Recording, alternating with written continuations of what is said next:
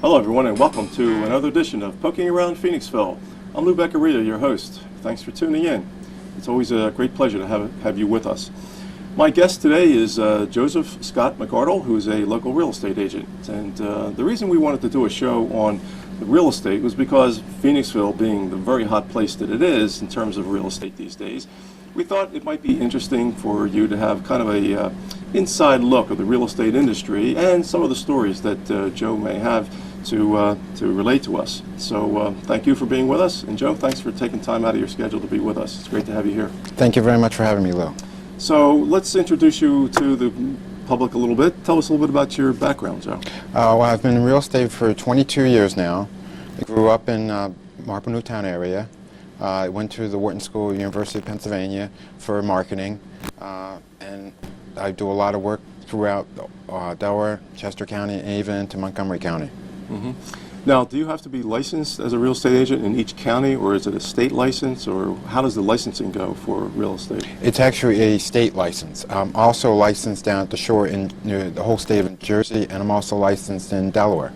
Oh, okay, great.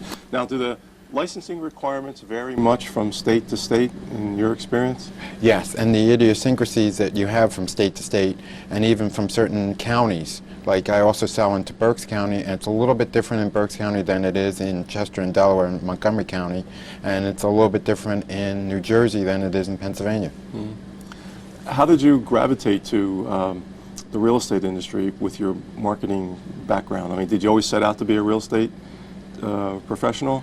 I always wanted to get into some sort of profession and some sort of business, and I do a lot with marketing, and it just seemed to be a natural tie-in with stuff that I do. I do a lot with new construction and a lot with marketing stuff, so it just seemed to be a natural tie-in to go into the real estate field. Mm-hmm. And you said you've been into it about 22 years or so? 22 years now, yes. Yeah. Has the industry changed a lot over that period of time? Yes, the industry's changed significantly. When I first got into the real estate, we had an agreement that was only 2 pages.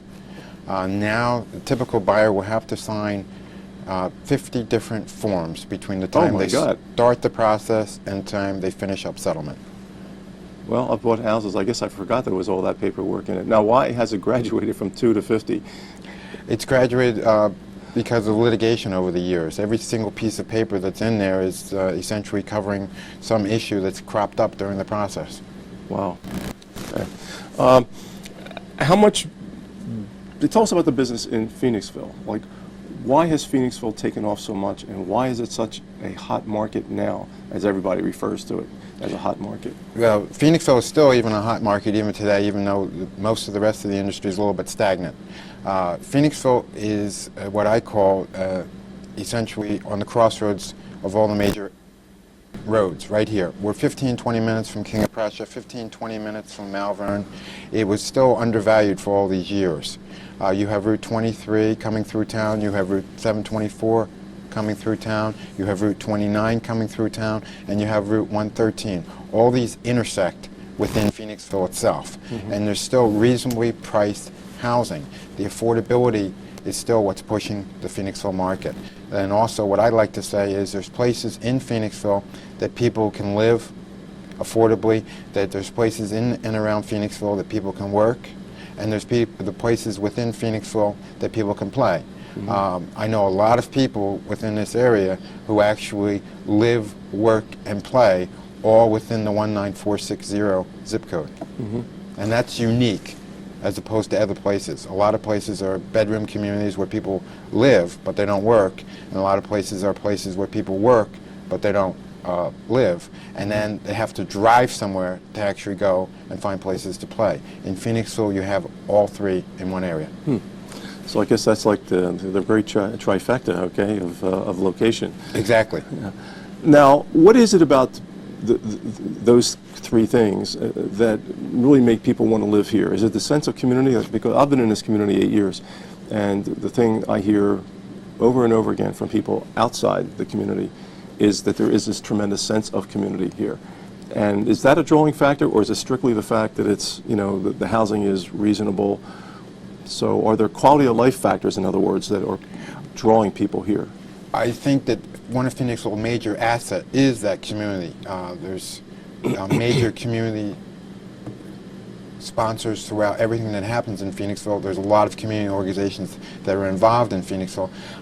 Like myself, I didn't really realize it until I became actively involved.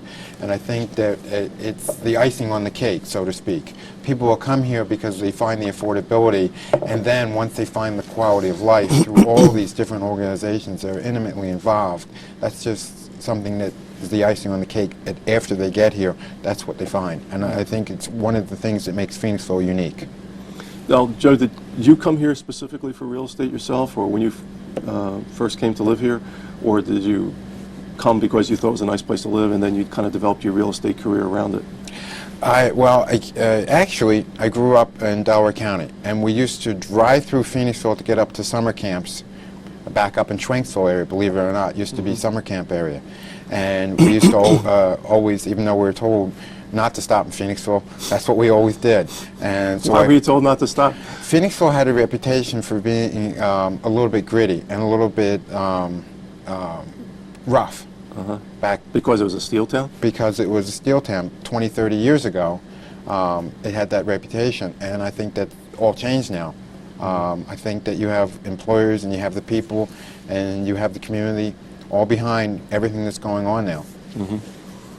And your reasons for staying here and promoting it, are they the same for the reasons you came here? Yes, I very much like the fact that I deal a lot with first-time buyers. And Phoenixville, the marketplace and the price range is such that we obtain a lot of first-time buyers. And I like actually helping do the major marketing, as I say it, is to promote the community.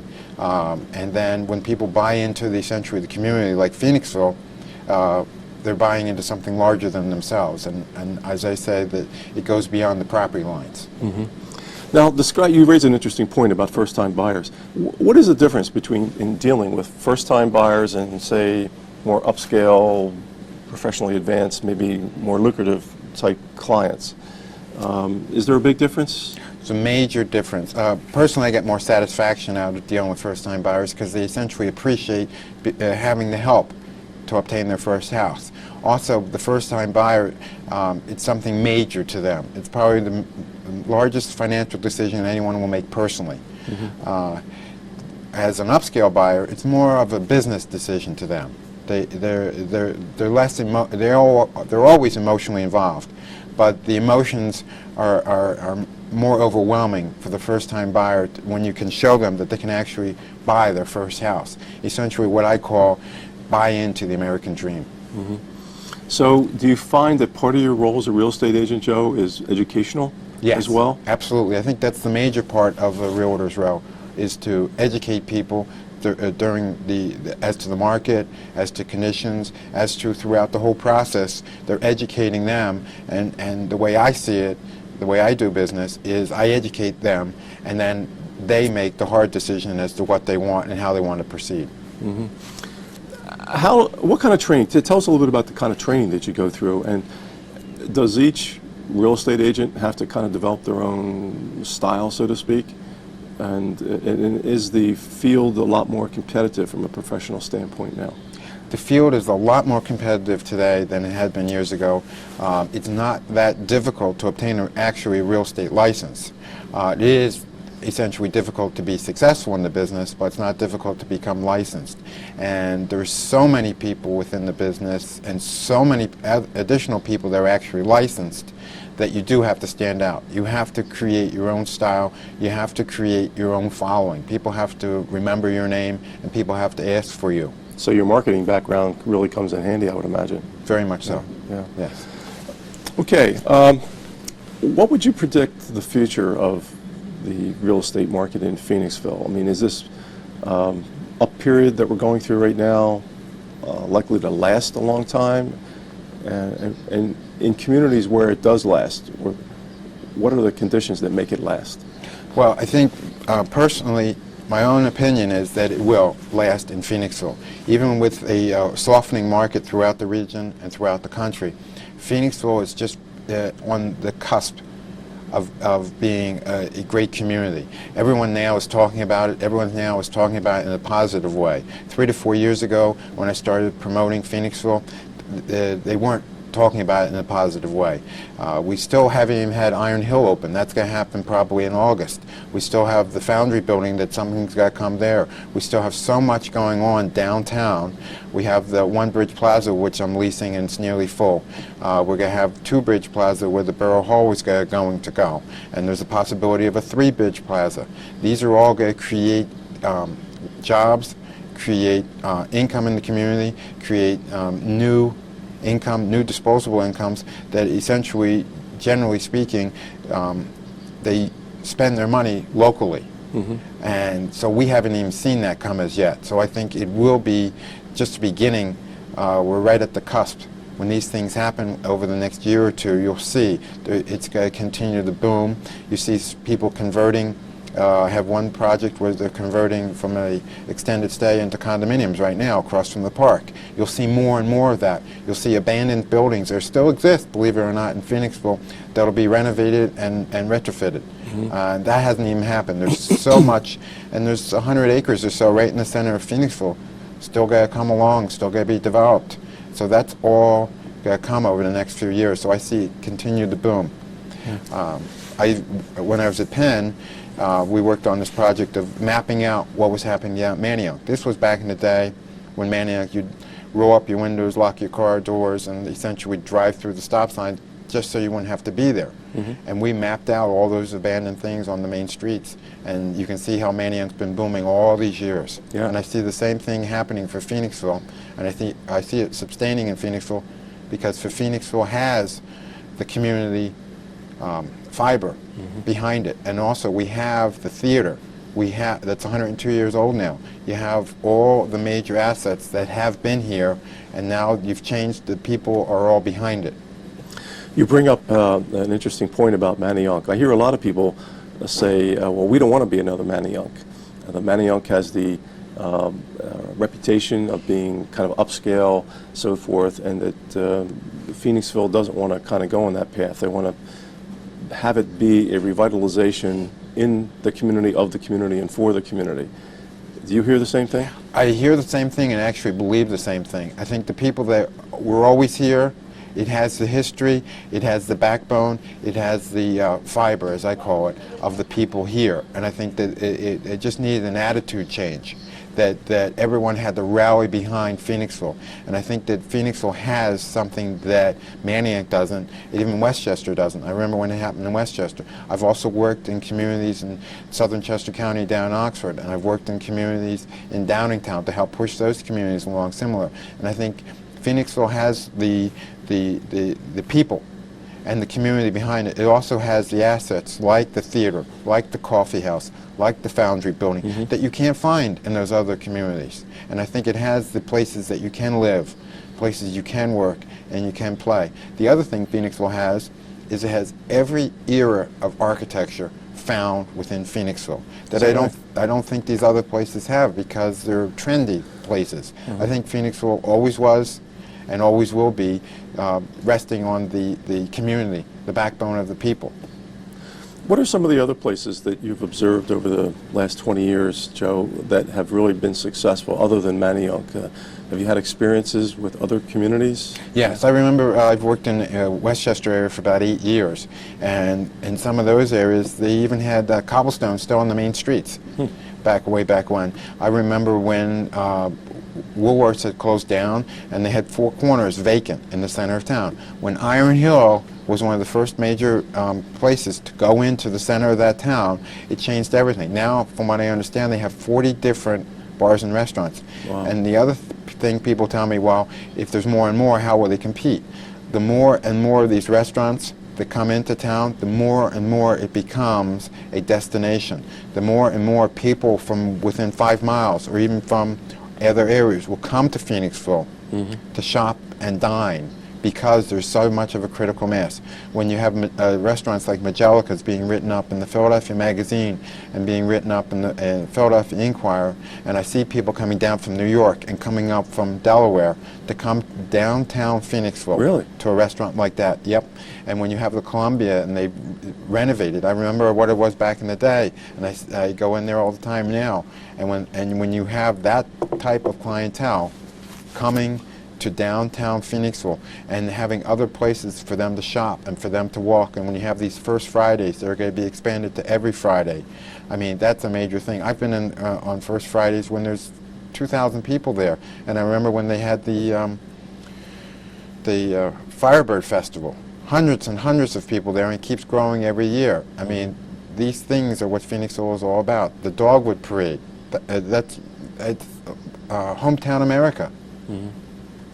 That actually is a good lead-in to the next question I was going to ask you, and that is, with with Phoenixville becoming a destination point, and these other places also being their own destination point, what makes Phoenixville stand out? What would make Phoenixville unique and different, and kind of raise its head above the crowd, if you will, as a revitalized community? Well, I think one of the things that they're doing is the arts and entertainment. We have what I used to call the three legs. We have the Colonial Theater. It's 102 years old. They're starting to do live entertainment there, and they pack the place. We have the coffee house right there on the corner, walking distance to the Colonial Theater. They have 90 people they can entertain. They regularly, on a weekly basis, sell out. Mm-hmm. The other thing is when the Foundry building gets developed, they'll have the third leg of that arts and entertainment destination. That'll separate it from other towns that just have restaurants and stores. Mm-hmm. We will have something for people to come to. The other thing we have is we have the French Creek mm-hmm. running right through the center of it. Yeah. I mean, that could be a major aesthetic asset to the whole community. And the Schuylkill River Heritage Center. Schuylkill River Heritage Center. You also, not that far from Lock 60, the canal. I myself have gone canoeing up the canal from Fitzwater Station, walked over and come down the Schuylkill. I mean, if people haven't done that, they don't realize how beautiful it is. Actually, yesterday I was flying over the area. The bird and wildlife that all throughout there, and then when eventually they connect the trail into Perkiomen and down into Manayunk and into the Art Museum area, I mean, it's going to be a major boom for Phoenixville. Wow. Okay. Well, we're going to take a break for commercial, and please stay with us. When we come back, we'll have more from Joe McArdle about the real estate industry and how it's playing out here in Phoenixville. You want to hear what he has to say. Stay with us.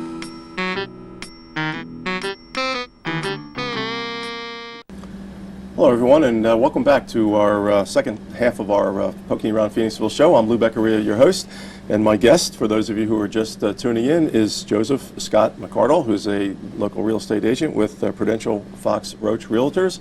And we're talking about the boom here in Phoenixville and all the good things that are happening from a real estate standpoint. So I'd like to start off the second half, Joe, by talking about maybe some of the fun parts of your job. Every job has fun parts. What's the fun part of being a real estate agent? Well, I think one of the funnest parts of being a real estate agent is there's a camaraderie, unlike most other businesses, between competing companies. I've been doing this 22 years. I know a lot of other realtors. And in the real estate business, generally speaking, we go out of our way to cooperate with other realtors. One of the fun things we do is, generally speaking, once a week, one of the realtors hosts a party. I can remember when we opened up French Creek Townhomes, we hosted a party over at the Columbia Hotel. You never know how many people to expect because these open houses are not RSVP events. And we were expecting probably 50 to 60 people for the opening of that. We had over 250 people there. Wow. That was fun. Holy cow. Yeah. Yeah. Now, you mentioned the French Creek development over there on the north side. Do you work with developers in any way at the beginning of the development of this project, or do you come on after the project is already kind of being built?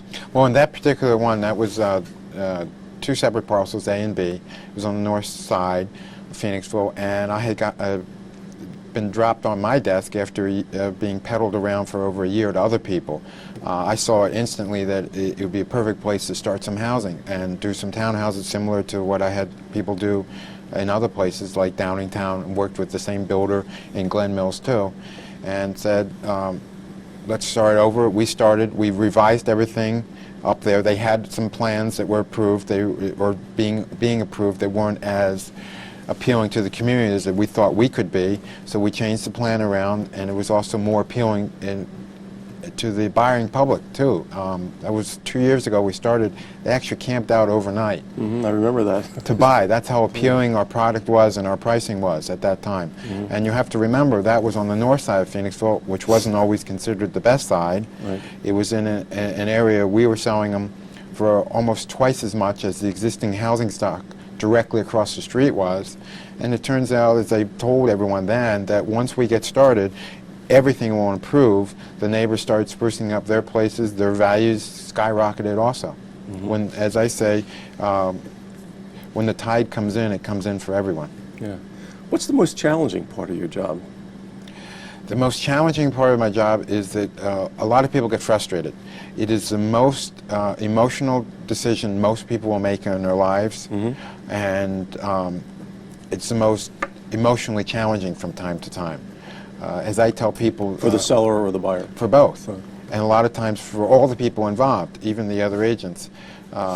And sometimes they take out their frustrations on other agents like myself.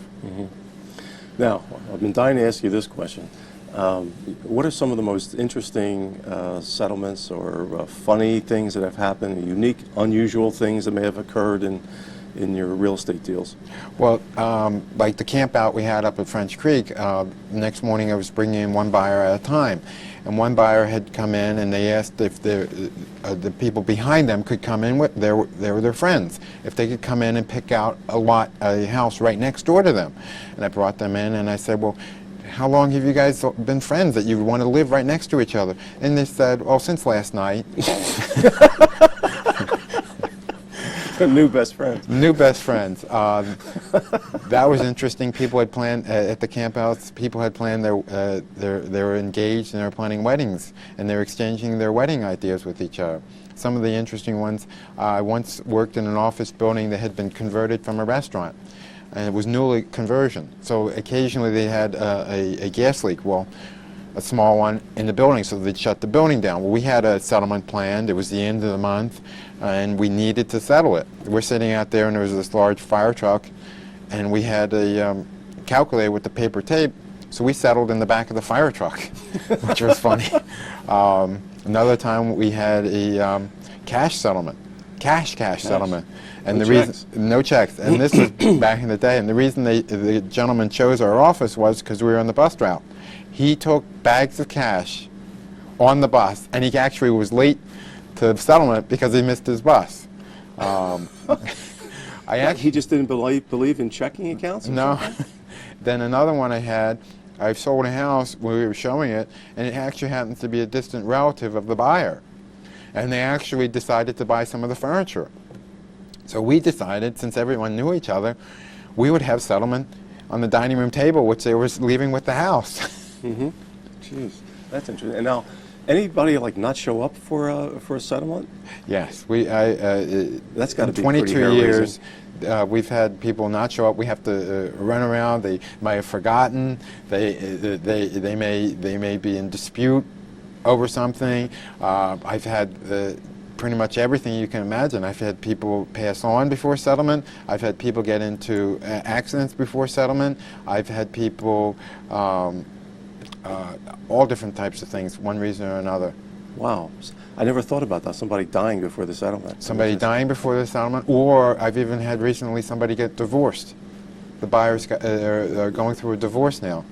There's an old saying in real estate, if you ever want to test a marriage, build a new house. Yeah, I've heard that's pretty stressful. I never did that myself. So, what are some of the personality characteristics, Joe, that you would say a successful real estate agent needs to have in order to be successful? I think the number one is persistence. It's a very long process a lot of times. The other thing is I think you have to be honest. I mean, people can generally judge you, and you're in the process for such a long time that people will know whether you're honest throughout the process. And if you're honest and sincere and actually doing the best for them, they'll understand it, and actually to become successful, they will recommend you to other people. And if you're in the business long enough, most of your business will come from referrals. Referrals. Yep. Okay, kind of like self-marketing in a sense. Your Exactly. personality is your marketing vehicle. Exactly. Yeah. Exactly. I've often heard it said, the real estate market goes in cycles. There's a soft market, there's a strong market, things are up and down. What causes all that? Essentially, it's underlying business cycles. And the other thing that generally, if people are doing well, the economy is doing well, then they're more apt to be spending money. They're more apt to buy their first house. They're more apt to move up to a new house. It's also directly affected by interest rates. Interest rates are low, people can afford more of a house. If interest rates start going up, then there's what we call the purchasing power goes down.